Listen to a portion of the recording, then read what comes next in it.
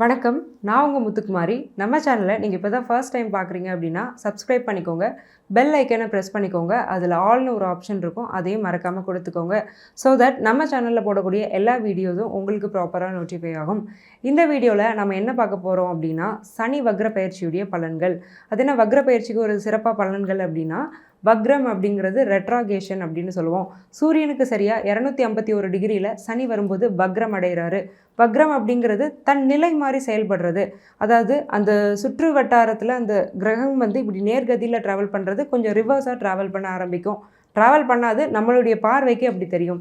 அப்போ அந்த கிரகம் தன்னுடைய தன்மையை இழந்து மாறி செயல்படும். சனிங்கிறவர் ஒரு பாவக்கோள். அவருடைய பயிற்சி அப்படிங்கிறது எல்லாருமே பயப்படக்கூடிய ஒரு விஷயம். ஜோதிடத்தில் ரொம்ப ஹைலைட்டிங்கான விஷயங்கிறது சனி பயிற்சி. அதில் ஏற்படக்கூடிய அந்த வக்ரம், சனி வக்ரம் அடையும் போது நிறைய பலன்களை பலமாக ஸ்ட்ராங்காக செய்வார். அதோடைய இம்பேக்ட் இந்த சனி பயிற்சி முடிகிற வரைக்குமே இருக்கும். சனி வக்ர பயிற்சி 140 நாள்னாலும் கிட்டத்தட்ட மார்ச் 2025 சனி பயிற்சி முடிகிற வரைக்கே இந்த மாற்றத்தோட தாக்கம் அப்படிங்கிறது நமக்குள்ளெல்லாம் இருக்கும். ஸோ அப்படி அந்த சனி என்ன தாக்கத்தை வந்து ஏற்படுத்த போகிறாரு? கிட்டத்தட்ட 109 டிகிரிக்கு சூரியனில் வரும்போது இந்த சனி திரும்ப வக்ர நிவர்த்தி அடைஞ்சிருவார். அந்த 140 நாட்களில் என்னென்ன பலன்கள் எல்லா ராசிக்கும் நடக்க போகிறது அப்படிங்கிறது தான் இந்த வீடியோவில் நம்ம பார்த்துட்ருக்கோம். ஒவ்வொரு ராசிக்காக நம்ம பார்க்கலாம். அந்த வரிசையில் நாம் இப்போ பார்க்கக்கூடிய ராசி மிதுனம். காலபுருஷனுக்கு 3வது ராசி. புதனுடைய வீடு மிதுனம். பயங்கர இன்டெலிஜென்ட்டான பீப்புள் தான் மிதுன ராசியோடைய பீப்புள். ரொம்ப எமோஷ்னலாக இருக்கிறத விட வந்து ரொம்ப லாஜிக்கலாக இருப்பாங்க. எதையுமே ப்ராக்டிக்கலாக அப்ரோச் பண்ணணும்னு நீங்கள் நினைப்பீங்க. ஸோ அந்த மிதுன ராசிக்கு சனி வந்து ஏற்கனவே ஒரு நட்பு கிரகம் தான். ஸோ சனி பயிற்சி அப்படிங்கிறது எப்படி இருக்குங்கிறத பார்த்துடலாம்.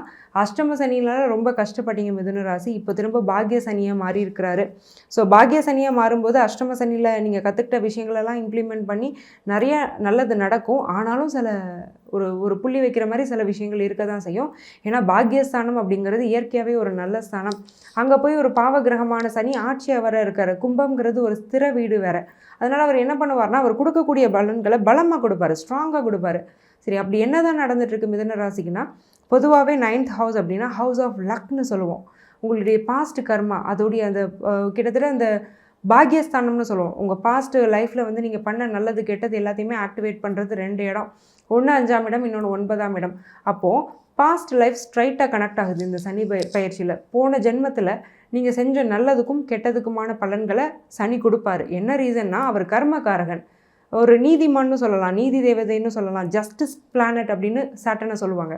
அப்போது இந்த 9th ஹவுஸில் சனி இருக்கும்போது போன ஜென்மத்தில் நீங்கள் பண்ண விஷயங்களுக்கான நல்லதையும் கெட்டதையும் அனுபவிச்சிட்ருக்கீங்க. நல்லதாக கெட்டதான்னு நான் சொல்ல மாட்டேன். நல்லதாகவும் இருக்கும், கெட்டதாகவும் இருக்கும். அது உங்கள் சுய ஜாதகத்தை பார்த்தா தான் தெரியும். 5ஆம் இடத்தை பார்க்கணும். சுய ஜாதகத்தில் 5ஆம் இடமும் சனியும் எப்படி இருக்காங்கங்கிறத பார்த்தா தான் சொல்ல முடியும். ஸோ அப்போ எப்படி இருக்குன்னா, பாசிட்டிவும் இருக்குது, நெகட்டிவாக இருக்குது. அப்போ இந்த சனி வக்ரமாகும்போது என்ன பண்ணுறாரு அப்படின்னா, 9ஆம் இடத்துல உள்ள லக்கை கொஞ்சம் என்ஹான்ஸ் பண்ணி கொடுக்குறாரு. அதிர்ஷ்டம் அப்படிங்கிறது கூடுது. நீங்கள் எதிர்பார்த்த விஷயம் அப்படிங்கிறது நிறைய மெனக்கிடாமல் ஈஸியாகவே நடந்துடும். அப்பாவோட சண்டை, பிரச்சனை, மனஸ்தாபம் அப்படின்னு ஒரு ஆணோ பெண்ணோ யாரோ வேணாலும் இருங்க, உங்களுக்கு அப்பாவோட ஒரு மனஸ்தாபம் பிரச்சனைன்னு இருந்துகிட்டே இருக்குன்னா அது தீரும். அப்பாவுடைய ஹெல்த் இம்ப்ரூவ் ஆகும். அப்பாவால் ஒரு லாபம் அப்படிங்கிறது கிடைக்கும். மேபி அப்பா உங்களுக்கு ஏதோ ஒன்று செய்கிறது, பணம் மட்டும் இல்லை, ஒரு மாரல் சப்போர்ட் கொடுக்குறாரு. இவ்வளோ நாள் எனக்கு அது கிடைக்கல, அது கிடைக்குது. ஒருவேளை அப்பா எனக்கு இல்லை அப்படின்னாலும் அவருடைய ஆசீர்வாதம் அப்படிங்கிறது உங்களுக்கு கிடைக்கிறது. இந்த மாதிரியான விஷயங்கள்லாம் இந்த சனி வக்ர பயிற்சியில் உங்களுக்கு கண்டிப்பாக நடக்க போகுது. சரி, சனியுடைய பார்வை அப்படிங்கிறது 3 இடத்துல விழுது. அது வந்து எப்படி இருக்க போகுது? மேஷத்தில் விழுது. மேஷங்கிறது மிதுனத்துக்கு 11ஆம் இடம். ஸோ சனி வக்ர பார்வை அங்கே விழும்போது இவ்வளோ நாள் ஃப்ரெண்ட்ஷிப் அப்படின்னாலே தெரிச்ச ஒன்று ராசியாருன்னா மிதுனம் தான். ஃப்ரெண்ட்ஸ்னால பட்டதெல்லாம் போதும். ஏன்னா நானும் நிறைய கிட்டத்தட்ட ஜான்வரியிலேருந்தே ஃப்ரெண்ட்ஷிப்பில் கவனமாக இருங்கன்னு ஒரே ராசியை சொல்கிறேன் அப்படின்னா அது மிதுன ராசி தான். ஏன்னா ஃப்ரெண்ட்ஷிப்க்கு ரொம்ப முக்கியத்துவம் கொடுப்பீங்க. உங்கள் ஃபேமிலியோட ஃப்ரெண்ட்ஸை ஒரு படி மேலே வச்சுருப்பீங்க, 1-2 படியே மேலே வச்சுருப்பீங்க. உங்களுக்கு ரொம்ப க்ளோஸ் ஃப்ரெண்ட்ஸும் நிறைய பேர் இருப்பாங்க. அதாவது லாங் டைம் ஃப்ரெண்ட்ஸ் எல்லாம் நிறைய பேர் இருப்பாங்க. ரொம்ப வருஷமாக நாங்கள் ஃப்ரெண்ட்ஸு, என் ஃப்ரெண்டு இல்லைன்னா நான் இல்லை அப்படிங்கிற மாதிரிலாம் இருந்திருப்பீங்க. பட் அவங்களோட சில மனஸ்தாபம் அப்படிங்கிறத வந்து கொடுத்துருக்கோம். நிறைய கப்பி ஃப்ரெண்ட்ஸ் இருந்திருப்பாங்க. அதாவது உங்களை யூஸ் பண்ணிக்கிற மாதிரி ஃப்ரெண்ட்ஸு.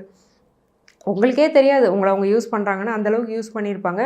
அவங்க அப்படி யூஸ் பண்ணதுனால நீங்கள் உங்கள் லைஃப்பில் நிறைய விஷயங்களை கோட்டை விட்டுருப்பீங்க. அதெல்லாம் மாறும். நல்ல ஃப்ரெண்ட்ஸ் யாருங்கிறத ஐடென்டிஃபை பண்ணுவீங்க. உங்களுக்கு உண்மையாகவே இருக்கக்கூடிய நல்ல ஃப்ரெண்ட்ஸோட உங்கள் பாண்டிங்கிறது ரொம்ப அதிகமாகும். உங்கள் ஃப்ரெண்ட்ஸ் நல்லா இருப்பாங்கங்க. அது எப்படி என்னோடய ராசி கூட என் ஃப்ரெண்ட்ஸை பாதிக்குமானா, எஸ் பாதிக்கும். நல்லாவும் பாதிக்கும், கெட்டதாகவும் பாதிக்கும். அதனால தான் நம்ம யாரோட சேர்றோங்கிறதுல கவனமாக இருக்கணுங்கிறத பெரியவங்க சொன்னாங்க. ஸோ எல்லாமே பிளானட்ஸ் தான். ஸோ ஒவ்வொரு அசைவும் பிளானட்ஸ் தான். அந்த மாதிரி இந்த சனி வக்ர பார்வை வந்து 11ஆம் இடத்துல விழுறதுனால உங்களுடைய நல்ல ஃப்ரெண்ட்ஸோட மட்டும் உங்களுக்கு பாண்ட் ஸ்ட்ராங்காக இருக்கும். உங்களுடைய நல்ல ஃப்ரெண்ட்ஸ் மட்டும் உங்களால் நல்லா இருப்பாங்க. ஸோ உங்களுக்கு ஒரு நல்ல ஃப்ரெண்ட்ஷிப் கிடைக்கும், நல்ல பார்ட்னர்ஷிப் கிடைக்கும். மேபி பிஸ்னஸ்க்கு ரொம்ப நாளாக ஒரு நல்ல பார்ட்னரை தேடிட்டு இருக்கீங்கன்னா நல்ல பார்ட்னர் கிடைப்பார். அதே மாதிரி எக்ஸிஸ்டிங் பிஸ்னஸில் உங்களுக்கு இருக்கக்கூடிய பார்ட்னர் சரியில்லை அப்படின்னா அவரே விலகக்கூடிய நிலைமையை இந்த சனி வக்ர பயிற்சி கொடுக்கும். சரி, ஓகே. 11ஆம் இடம் எப்படி இருக்குது? இப்போ அடுத்த சனியுடைய 7ஆம் பார்வை என்னுடைய 3ஆம் இடத்துல விழுதே, அது எப்படி இருக்க போகுது அப்படின்னு கேட்டிங்கன்னா, முயற்சி ஸ்தானத்துக்கு சனியுடைய பார்வை விழும்போது சனி பார்வை எப்போவுமே கிடைக்கும். இதுவே 3ஆம் இடத்துல சனி இருந்தார்னா அந்த 3ஆம் இடத்தோடைய நல்லதெல்லாம் உங்களுக்கு அபண்டன்ஸாக கிடைக்கும். அதே அந்த 3ஆம் இடத்துக்கு சனியுடைய பார்வை இருக்கும் பட்சத்தில் கண்டிப்பாக அது 3ஆம் இடத்தை பாதிக்குது. அப்போது 3ங்கிறது முயற்சி ஸ்தானம். நினச்சிக்கிட்டே இருக்கேன், செய்ய முடியலை, செய்யணும்னு நினைக்கிறேன் ஆனால் செய்ய முடியலை, நினைக்க மட்டும்தான் முடியுது, எதையுமே செய்ய முடியலை. முயற்சி அப்படிங்கிறது சுத்தமாக இல்லை, எதையுமே ட்ரை பண்ண முடியல, மனசளவில் கோட்டை கட்டுறோமே தவிர எதையுமே ஆக்ஷனில் காட்ட முடியலை. ஸோ அது ஒரு வேஸ்ட்டான ஒரு விஷயம் இல்லையா? மனசளவில் கற்பனை பண்ணிக்கிட்டே இருந்து என்ன பிரயோஜனம்? முயற்சி செய்யணும். அது இவ்வளோ நாள் பண்ணவே முடியல. பட் இந்த சனி வக்ர பயிற்சியில் கண்டிப்பாக பண்ண முடியும். எடுத்த காரியங்களில் வெற்றி.